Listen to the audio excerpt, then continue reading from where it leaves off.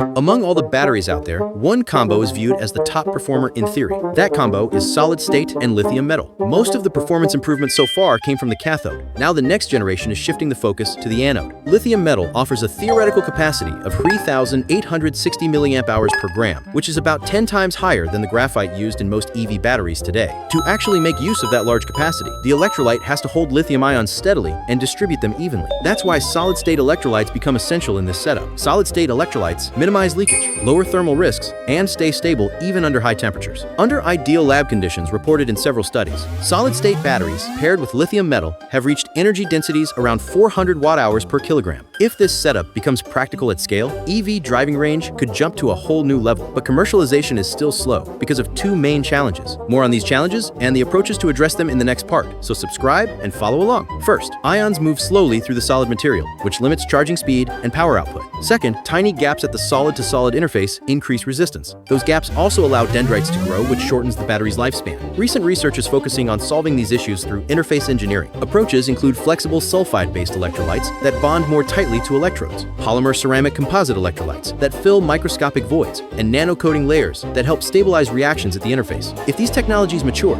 solid-state batteries with lithium metal could provide higher energy density, stronger safety, and faster charging compared to today's systems.